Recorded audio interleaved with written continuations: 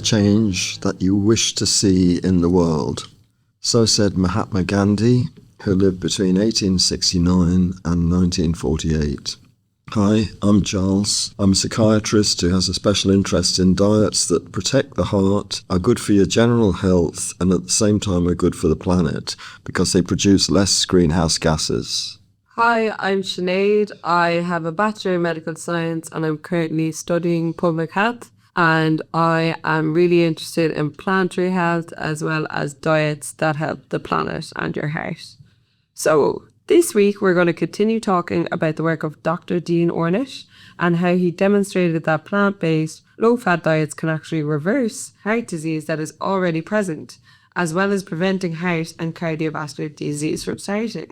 Yes, Sinead. So last week we spoke about how Dr. Ornish constructed tables to help calculate how much fat we can consume in a day to keep within the guideline of his very low-fat option, which is 10% or less of daily calories coming from fat. So those tables are actually in Dr. Ornish's book, and they're also in my book, and he gave me permission to reproduce them in my book. But to make things simple, and obviously because our listeners can't see the tables, we've given you some ballpark figures of the kind of amounts of fat that you can take in each day to keep within the guidelines. But before we talk more about those, perhaps we should remind everyone that if you're suffering from any heart or cardiovascular problem or any other medical condition, please consult with your doctor before embarking on the options or the exercise regimes that we're recommending. Absolutely.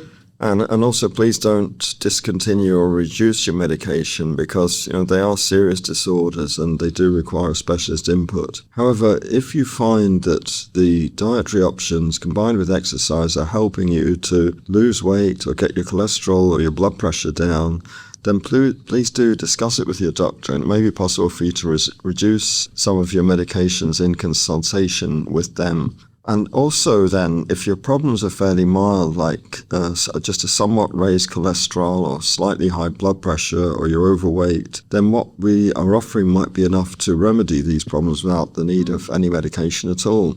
And so finally, you can use these options and exercise recommendations to hopefully prevent these problems from ever occurring and improve your general health.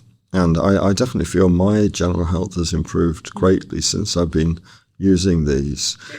Yeah, and so if you need a reminder of the details of the 4 dietary options that we're recommending, we've discussed them in detail in the first 3 episodes of our podcast. So please have a listen to those first 3 episodes. Absolutely, Charles. And also, I would like to give a reminder to everyone that these dietary options that we're recommending, as well as helping your heart and general health, are great for the planet. This is because eating mainly plant-based diets causes the production of much less greenhouse gases. The production of 1 gram, a single gram of beef protein, can cause the emissions of 250 times the amount of greenhouse gases than the production of 1 gram of protein from legumes, for example, soya. Also, the fact that 20% of global greenhouse gases are caused by animal agriculture. So if we eat less meat or go vegetarian, it's a win-win situation because it's good for your heart and your health and also good for the planet. So in the last episode, we were talking about how to keep your consumption of fats and oils down to minimum levels, and particularly keeping our consumption of saturated fats to a minimum. So we're saying that for people of average height and average build and who have moderate or active exercise levels, the ballpark figures that we're aiming for are as follows. So first of all, it's broken down between men and women. For an average height and average framed man who wishes to reduce their weight to between 150 and 165 pounds, the approximate figure of total fat consumption would be about 25 to 28 grams daily, and that's to stay within the most strict 10% figure, 10% of daily calories coming from fat. And the corresponding figure for saturated fat is a daily limit of 8 to 9 grams per day. And then the equivalent figure for the average height and framed women who wish to aim for a target weight of 130 to 150 pounds, the total daily fat consumption should be between 20 to 25 grams, and the total saturated fat should be not more than about 7 to 8 grams. But the good news is that these levels apply only to the strictest of our dietary options, which is the 10% vegan option, which has the potential to reduce or even reverse heart disease. If you go for one of the 3 preventative options, so we have the flexitarian, lacto-vegetarian, or 20% vegan options, you can double all the above figures to give your daily consumption. Yeah, that's right, and it's a lot more manageable to do that, Sinead. And but the first option, the 10% option, is the one that probably gives the strongest results, but it's also a little bit tough to stick to. So many people might find the 20% option easier to cope with. Then there's the question of how do you know how much actual fat you're taking in each day, and there's we mentioned this last week too. There are 2 ways that you can do that. First is by looking at the packaging of the food that you're eating, and on the packaging of most food, there is the amount of fat, saturated fat, contained within it as 100 grams of food. Yeah. And the second way to check how much fat you're eating, now things don't always come in packages, like your potatoes or your cauliflower may not. So there are tables in the back of Dr. Ornish's book and also in my book, which give a list of nearly all the foods in alphabetical order and the amount of fat and saturated fat in each measure of food. So, for example, if you go to B in the index of that list, a typical baked potato, to P, not B, typical baked potato with nothing added has 0.2 grams of fat and 0.0 grams of saturated fat. So to give you an illustration of how to try and keep within the guidelines, I want to tell you a bit about my personal experience following my heart episode. So, as I said, I read Dr. Ornish's book, and the diet he recommends is virtually the same as the 10% vegan diet that we're recommending. And so from the tables, I had an ideal weight that I wanted to get to of 160 pounds. And I looked up, and so I had a total limit from the tables of total fat of 28 grams per day and saturated fat not more than 9 grams per day, as to keep with the 10% option. Okay, yeah. So just a reminder what saturated fat is. Saturated fat research has shown it's particularly harmful to the heart, and saturated fat is found in things like red meat, processed meat, full-fat dairy, and cheese and eggs. And like your oils as well, wouldn't it be? Yeah, so fats and oils are the same thing, really. So there are some oils that are very heavy in saturated fat. For example, coconut oil or palm oil isn't great. So you need to just stick, if you're using oils, try and stick with the ones that have the lowest amounts of saturated fat. Yeah. The one I always use and recommend for cooking is rapeseed oil, or in America it's called canola oil. Okay. It has the much lower level of saturated fat than olive oil, which some people use. Don't get me started on the Mediterranean diet again. But the saturated fat has been shown to increase the process of atherosclerosis in your arteries.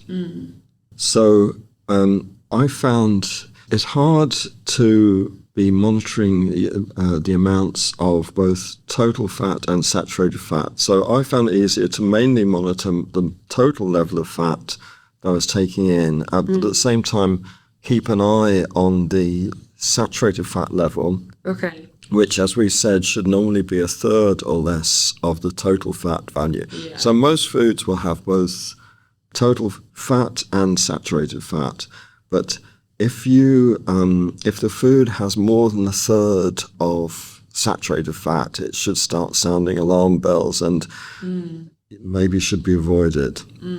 So the way I actually went about it, I started keeping a diary where every day I listed everything I ate and made a tally of the amount of fat in each of them. Okay. So in the diary, I put things in an abbreviated form. So a slice of whole grain brown bread became SLBR times 1, 0.6 grams, because it contains 0.6 grams of fat. Okay. So every day I had daily columns of my total fat consumption, and I was keeping, as I said, an eye on the saturated fat to make sure that was low too.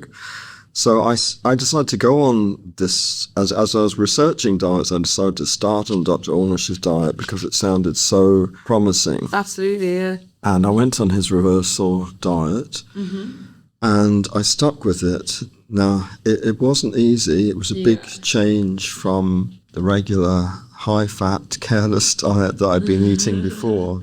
But I started on it, and I did, although it was initially a challenge, I started more then to appreciate the beautiful, subtle tastes of vegetarian whole grain food. And you do find that your taste buds and your palate does exist to it. Yeah, absolutely. And I think you just feel better when you're eating better as well. Like, it's such an easy way to like boost your mood almost. Yeah. Did you find that when you change your diet? Yeah, and you don't feel so heavy. The food you're eating is lighter, and you wouldn't feel kind of tired after eating a meal like that. Yeah. So you can concentrate better in the afternoon after eating that kind of lunch. Yeah. So you don't need to carry on calculating your fat intake indefinitely, but I would recommend, and Dr. Ornish also recommends, about 2 months of doing a calculation. And after that time, you'll get to know how much you can eat and the kind of foods you can eat to keep within the recommended guidelines. I know there's some apps as well that let you track like what the food you're eating. Yeah, that's it. I didn't use them, but I'm sure that can be helpful too. Yeah. And the other thing is, even though you stop keeping a tally of your daily fat, you do need to still be aware of how much fat the various foods you're taking in, especially ones that unfamiliar are. So you need to keep looking at the labels of the food that you're buying.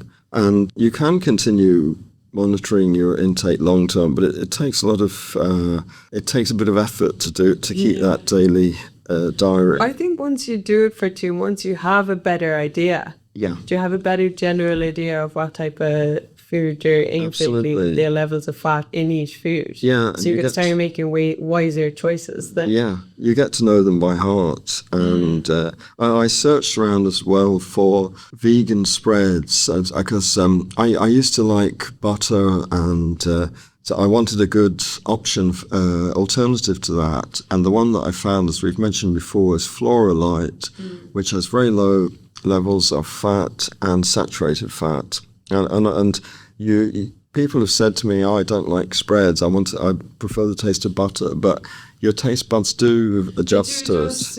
Yeah. And I prefer Floralite now, actually. And there was another way I found to do the calculation that was easy. I used the calculator on my mobile phone. And then each time I ate something, I had an ongoing kind of plus addition going on. So each time I just added the amount of fat.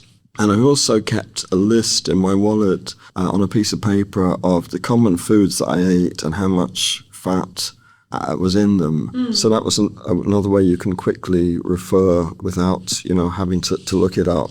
Yeah, that's fantastic. It's just such a quick and easy way to kind of figure out how much fat you have. Yeah. Yeah. So. But the thing was, it wasn't easy. It was a big change, as I said, and I was struggling a bit. But what kept me going was, after 3 weeks, I decided to have my cholesterol checked. Okay.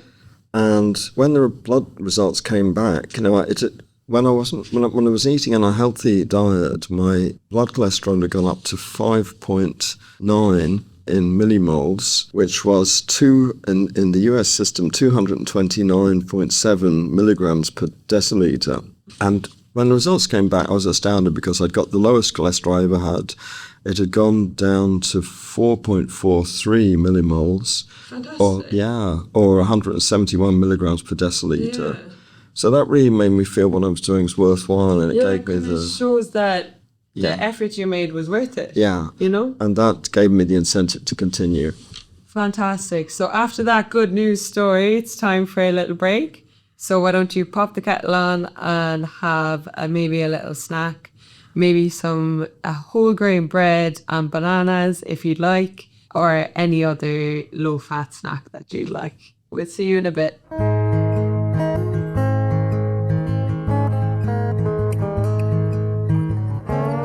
If you find the topics that we've been talking about interesting, you'll find a lot more details about them in my book called Save Your Heart, Lose Weight and Help Save the Planet, which is available on Amazon.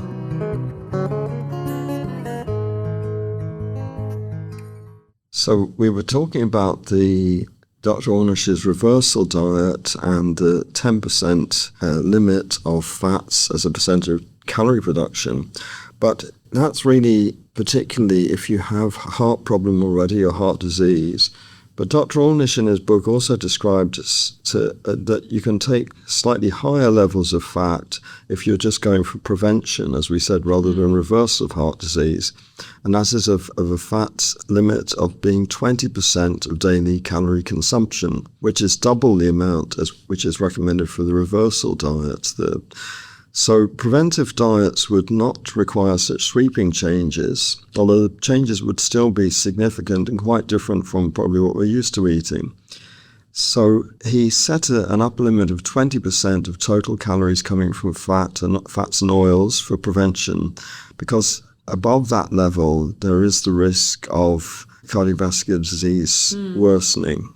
So he also describes in his book something which was really amazing regarding the causation of heart disease and also how cholesterol levels are strong predictors. Okay. So he recommended if you have heart disease, he recommended keeping your cholesterol level below 150 milligrams per deciliter or 3.88 millimoles per liter. And that's actually lower than the recommended levels for prevention, which is, as we said before, is it's below a total of 5 for total cholesterol, or 193 in the American system, and for LDL below 3 or 116 in the American system. But he's talking about people who actually have heart disease. Okay. So he's recommending an even lower level of 3.88 millimoles per liter or 150 milligrams per deciliter for those people. Okay. So some of the best epidemiological evidence linking heart disease with cholesterol comes from what's called the Framingham Heart Study.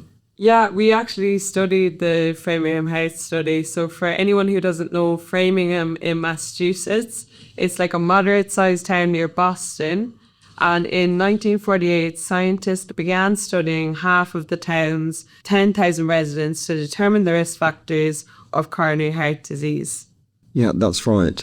And those people were checked and examined every 2 years after that start in 1948. So I'm going to quote directly from Dr. Ornish. Okay. In his book, with regard to the Framingham Heart Study, he said, the doctors there said, let's measure everything that might be related to heart disease. We'll keep track of who gets a heart attack during the next several decades and see if there's any correlation between these factors and the risk of heart disease. So during the next 40 years, the Framingham Heart Study gave us the most conclusive evidence showing that high blood pressure, cholesterol, smoking, obesity, and diabetes increase the risk of developing coronary heart disease. And they found in the study that for every 1% that the blood cholesterol level rises above 150 milligrams per deciliter or 3.88 millimoles per liter, the chance of developing coronary heart disease increases by about 2%.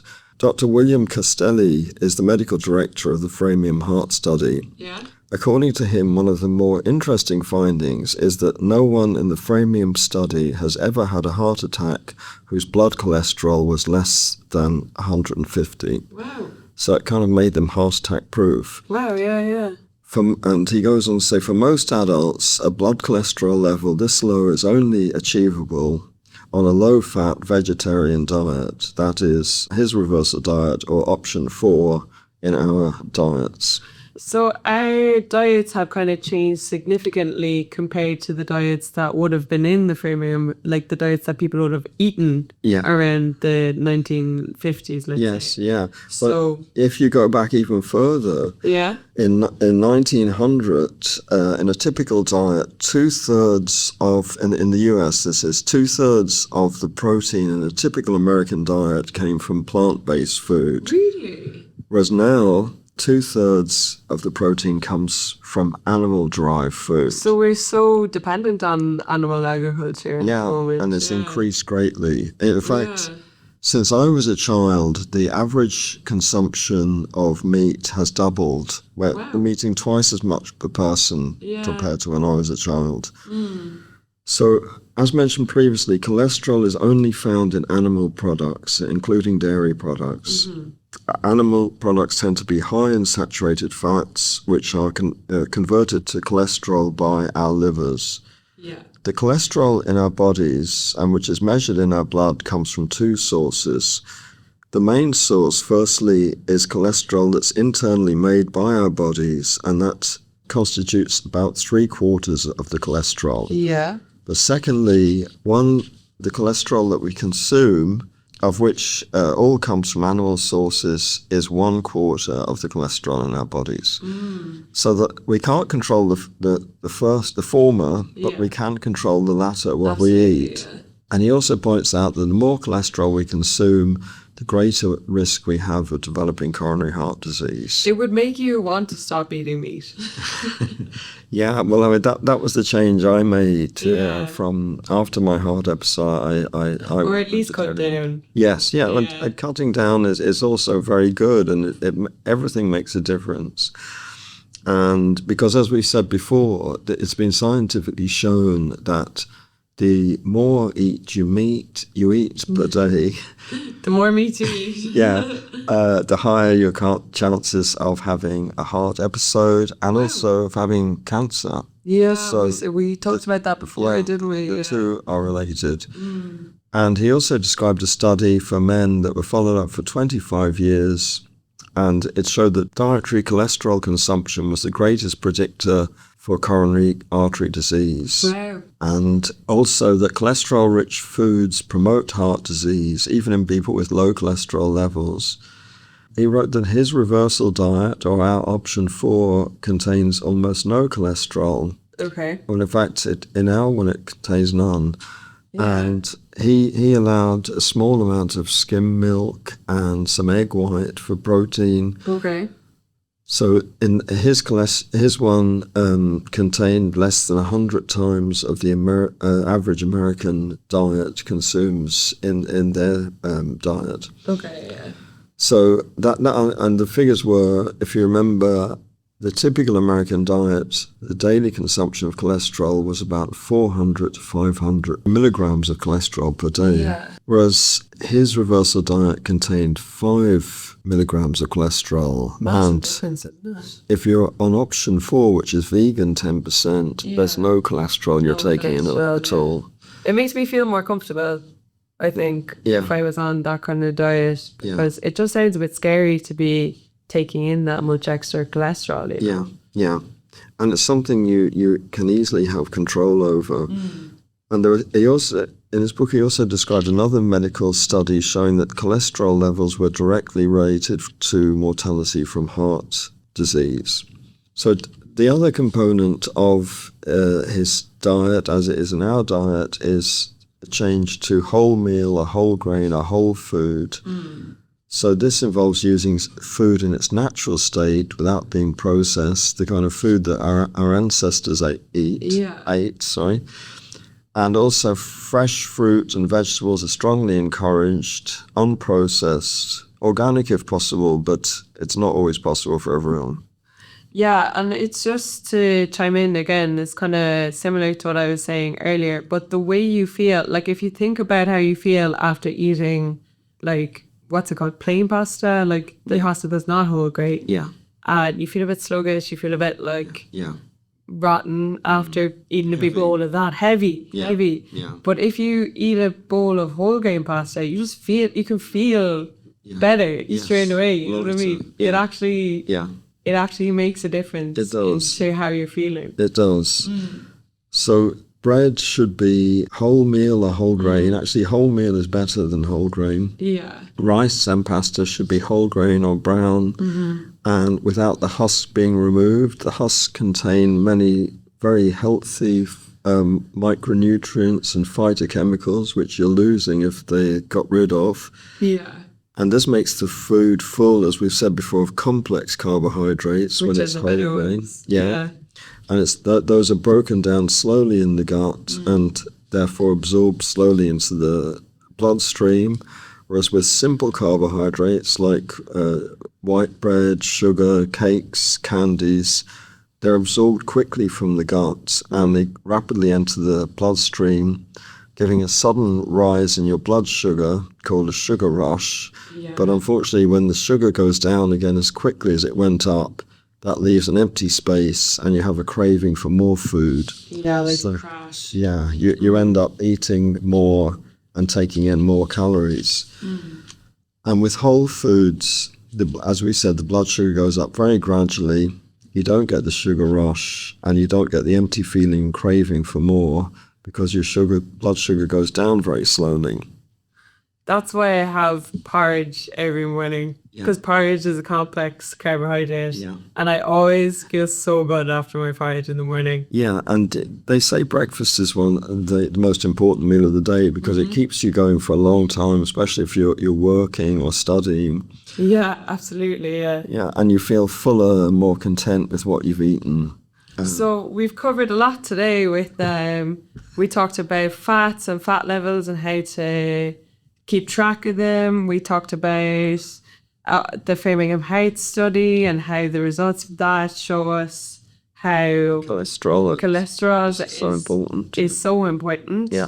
And we were talking about how meat and processed foods, they contain a lot of cholesterol. Yeah. So Yeah. will we do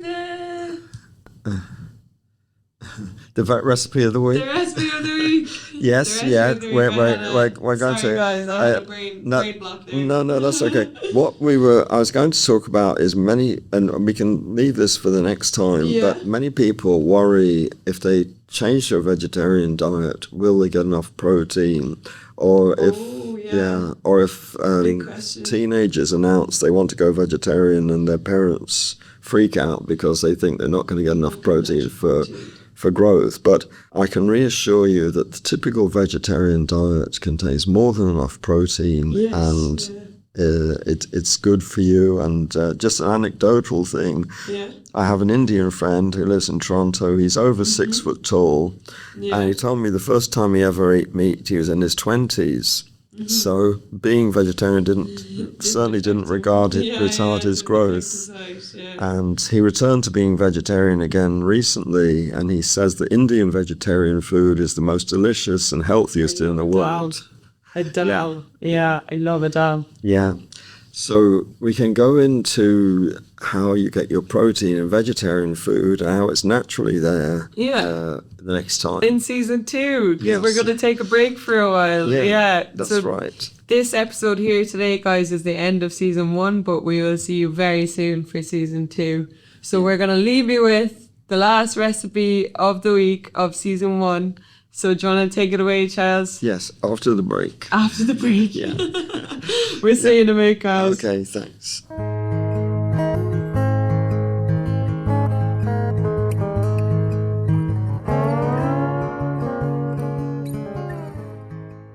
So this week is a dish that is traditionally regarded as an unhealthy dish, burger and French fries. But believe it or not, I'm going to tell you a way that you can cook it, create it in a healthy way. and you still have something you always loved, chips and burgers, but think we all love that chips helps and the burgers. option, yeah. Yeah. So this dish serves 2 people, and I'll just go straight into the ingredients. So we want 2 large whole grain or wholemeal bread rolls, 2 vegan burgers. I mentioned before how I like the Beyond burgers. Beyond burgers are great, yeah. There's also, in Ireland, there's one called Glass Burger, which has a lower fat level. Mm-hmm. Next is, Linda McCartney also does a vegan burger as well, yeah. Then next we have lettuce pieces, the quantity to taste, 2 large sliced tomatoes, 1 large preserved gherkin. That's the kind that you buy in jars in Polish shops. I'll be taking the gherkin out of mine. Yeah, I love gherkins. gherkins. Oh, you don't like it? Oh no, I like them very much. And again, I go heavy on the potatoes because they're healthy. 6 good quality potatoes, peeled and washed, and 2.5 mils of rapeseed or canola oil. Now, the last one is optional. It's 5 to 10 mils of tomato ketchup. Just be a bit careful there because it does contain sugar, but it's have a little bit. low on fat. Yeah, just to give it an extra bit of taste. You don't need to use a lot of it. Yes. So how do you do it? This is the method. First, wash and peel the potatoes and then slice them longitudinally into medium-sized chips. A grill is what I normally use to cook them. So the grill has a tray with rails or bars on it. And so if you take a 2.5 mil spoon, the Calpol spoon that we've spoken about previously, fill it with rapeseed or canola oil, and then using either a brush or your finger, rub it along the rails of the grill. So it just this is just purely to stop the chips sticking to it. Okay. Then lay the chips at right angles to the rails in rows along the grill in a single layer. So that much will probably cover your grill, and you put it into the top oven on your cooker. And cook it for 40 to 45 minutes at 200 degrees centigrade, or if you have a fan oven, 180 degrees centigrade. As I said, usually the small oven on a cooker can be used. They don't need to be turned, and you cook them until they're lightly browned. And then remove them from the grill using a plastic or a wooden fish slice and a wooden spoon. And as I said, the oil is simply to stop the chips sticking to the rails. And put a very small amount of salt on the chips. Again, one of the healthy things we're doing is to try and reduce the salt that we use. So while the chips are cooking, take the vegetable burgers and defrost them if necessary in a microwave. Normally each burger, about a minute in a microwave, will defrost it. If you only have one grill and it's occupied by the chips, the burgers can be cooked on a pan. Normally there's enough oil in them that if you turn them frequently, you don't need to add any oil to it. If there's space on the grill, you can cook them on the grill along with your chips. And they will cook in usually about 10 to 15 minutes, turning and until they're lightly browned on each side. Then open the 2 whole grain bread rolls, place a burger on each, and on top of each burger, put the lettuce and the sliced tomato. Then you garnish it, not in your case, but garnish it with some thinly sliced gherkin and a little tomato ketchup. And there you have it, a burger in a bun with chips, all made in the low-fat way. Fantastic. But there's more to this because recently I got an air fryer. Oh, I love the air fryer. And I find So good. they're very good for cooking in a low-fat way. So They are. yeah, I'll tell you how to make a very similar dish with the air fryer. What you need to do if you have an air fryer with 2 containers in it, you put in I think it's easier rather than make chips, make them into kind of the size of potato wedges, small little squares. Put them in one compartment of your air fryer, Sprinkle on the same amount of rapeseed or canola oil, 2.5 mils, just sprinkle them on top. Yeah. You can add little herbs for taste as well, some oregano or some mixed Italian herbs. And if you cook that, if you have 6 potatoes, you'll probably need to cook it at 200 degrees with the air fryer for 30 minutes for 6. And then on the other side, put your 2 vegan burgers from frozen, and if you cook them for about 9 or 10 minutes, that will be enough. And with the air fryers, you can usually synchronize them so they both are ready at the same time. And then you put the burgers in the buns in the same way we described. So that's another way of making a very similar dish in a low-fat way. Do you think the Italians called mixed Italian herbs? Do they just call them mixed herbs? Probably. I never thought of that. I'll have to ask. I have an Italian friend. I'll ask him. Yeah, I never know quite what herbs are good to put on potatoes, but I just tried mixed Italian ones and they seemed to work. They're pretty good. So that sounds great. I'll definitely have to try that at some stage. I have so many recipes to try from this podcast, guys. I don't know how I'm going to keep up. Going to put them all of our recipes. We've started putting them up, but we're going to put them all up on our social media. So Instagram, LinkedIn, Facebook. Your Heart, Our Planet. Yeah. And so we're going to take a little break before we start season 2. We're probably we'll be back at the end of April. Yeah. So it's a break for about a month and a half or 2 months nearly. And in season 2, we're going to talk more about the environment, about climate change. So, yeah, we're going to alternate the episodes. One week we'll be talking more about diets, and the alternate weeks we're going to be talking about climate change is starting to go through. So our planet is starting to come in. Yes, that's right. Because we don't want to overdo it on the diet. We want to focus on both things. But we hope that you found what the advice we've been giving helpful. And as I say, if you want to find out more information, it's all in my book, Save Your Heart, Lose Weight and Help Save the Planet, which is available on Amazon as a paperback and Kindle. So we're going to miss you all, but we're looking forward to seeing you at the end of April. So it's bye from me. And if you want to leave us any comments on this season of the podcast, just let us know. And hopefully we'll be reading your comments in season 2. So goodbye from me as well, guys. Bye now. Bye.